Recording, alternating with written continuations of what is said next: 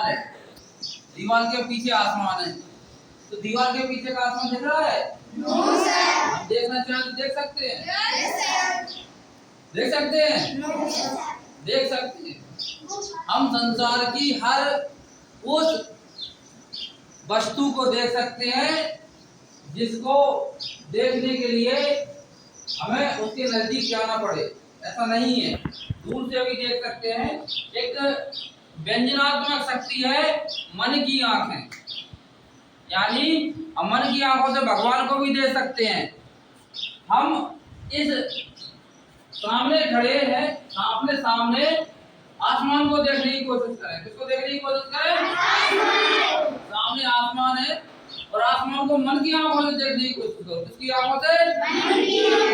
और कुछ पल के लिए सोचो कि ये सामने आसमान है, ये तुम्हें बुला रहा है। क्या कर रहा है? बुला रहा है। तुम्हारा आह्वान कर रहा है।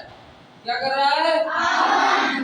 तुम्हें बुला रहा है, आओ बच्चों। देखो सामने गौर से देखिए, आसमान तुम्हें बुला रहा है, तुम्हारा आह्वान कर रहा है, आओ बच्चों। मैं अनंत हूँ, मैं असीमित हूँ, मैं सफलता के लिए जाना जाता हूँ। लोग कहते हैं आसमान छू लो। आसमान छूने का मतलब क्या है? बहुत ऊंचाइयों पर पहुंचना। आसमान छूने का मतलब क्या है? उदाहरण दिए जाते हैं, वक्तव्य में बोला जाता है आसमान छू लो। तुमने तो आसमान छू लिया। तो देखो आसमान बुला रहा है तुम्हें। आसमान कह रहा है आओ प्यारे बच्चों। गौर से देखिए आसमान को। आसमान किस तरीके से लालायत होकर तुम्हें बुला रहा है, जैसे तुमसे मिलने के लिए, तुमसे हृदय स्पर्श करने के लिए वह लालायत हो। वह तुम्हें तुम्हारी शक्ति का आभास करा रहा है। जिस तरीके से जब सीता माता की खोज लगाने के लिए सभी लोग गए और समुद्र किनारे बैठे थे, जब उन्हें पता चला कि सीता माता समुद्र पार लंका में है, और बात पसंद आया कि लंका समुद्र को पार करके लंका जाएगा कौन, आपस में कहने लगे आप जाइए, आप जाइए, आप जाइए। सभी ने कहा कैसे, इतना बड़ा समुद्र हम कैसे पार करेंगे? किसी ने कहा हनुमान जी आप जाइए। उन्होंने कहा इतना बड़ा समुद्र मैं तो पार नहीं कर सकता। फिर क्या हुआ?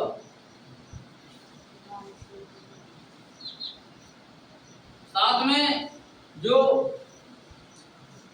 बुद्धजन वयोवृद्ध लोग थे, या नाम मुझे नहीं याद है, जो नल या नील सहायक थे, उन्होंने उनको हनुमान जी को उनकी शक्ति का आभास कराया। क्या कराया? शक्तिमान हो, आप कुछ भी कर सकते हो। उन्हें उनकी शक्ति का आभास कराया, यानी उनकी काउंसलिंग की, उनका मार्गदर्शन किया, उन्हें मोटिवेट किया। क्या किया? मोटिवेट। उनका उत्साह बढ़ाया, उन्हें बताया सर्वशक्तिमान हो, आप कुछ भी कर सकते हो। उन्हें शब्दों से नवाजा गया और धीरे धीरे उन्हें अपनी शक्ति का आभास हुआ। उनके अंदर क्षमता जागृत हुई, उन्हें लगा हाँ मैं कर सकता हूँ। जब निरंतर उन्हें उत्साह से नवाजा गया, उनकी शक्ति का एहसास कराया गया, उन्हें निरंतर बताया गया कि हनुमान जी आपको अपनी शक्ति का आभास नहीं है, आप सर्वशक्तिमान हो, आप ये कर सकते हो। और जब धीरे धीरे उनके अंदर ये बात खुद उन्होंने महसूस करना शुरू कर दी कि हाँ मैं कर सकता हूँ, उसी स्थिति का आवाज कराने के लिए आसमान तुम्हारी तरफ बोलकर तुमसे कह रहा आओ। अर्थात अभी आप अंतर मन से कमजोर हो, आपको लगता है मैं ऐसा नहीं कर सकता। मैं जब आपसे कहता हूँ पढ़ाई करो, वो पढ़ाई करके आईएएस बनना है, तो आप कहते हो सर पुलिस में ही नौकरी लग जाए, आईएएस की बात कर रहे हो आप।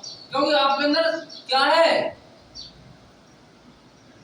उत्साहित नहीं है आप, आपके अंदर भी कमजोरी है, आपको खुद की शक्ति का आभास नहीं है। आपका परिवेश, आपका बाहरी वातावरण, आपके चारों ओर का वातावरण पहले से इसी प्रकार का है जो आपको बहुत ऊंचा सोचने के लिए आप प्रेरित नहीं करता है। आप बहुत ऊंचे सोच ही नहीं पाते हो, इसलिए आपकी सोच वहीं रह जाती है। छोटी नौकरी लग जाए, पुलिस में हो जाए, आर्मी में हो जाए, आप हनुमान जी की सोच की बात ही बनो कि जब उन्हें धीरे धीरे उत्साहित किया गया तो उन्होंने आखिरी में कह दिया कि हाँ मैं समुद्र को लांग जाऊंगा। कहा था ऐसे आप शक्तिशाली बनो, अपनी शक्ति को पहचानो।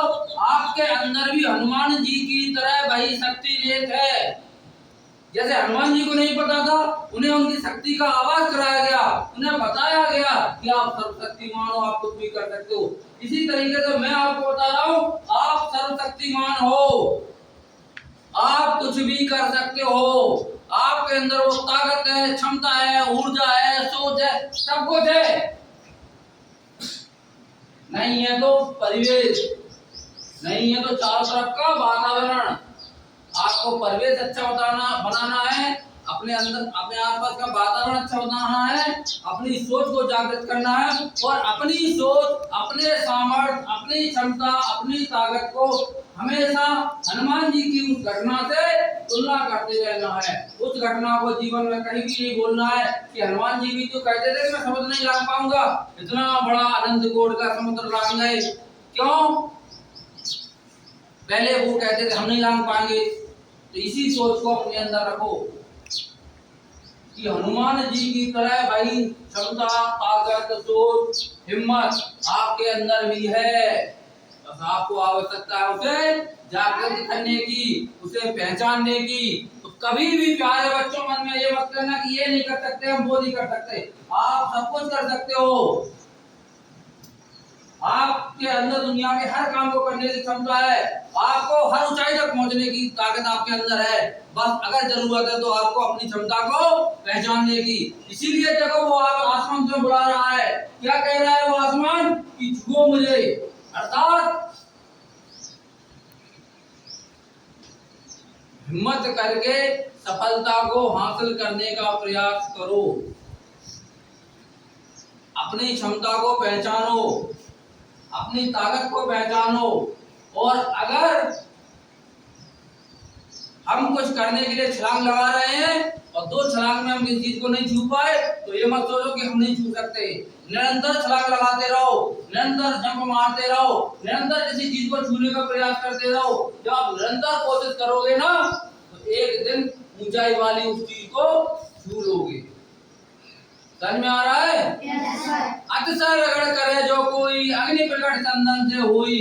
अतिशय रगड़, जरूरत से ज्यादा प्रयास आप करोगे, सफलता आपकी होगी।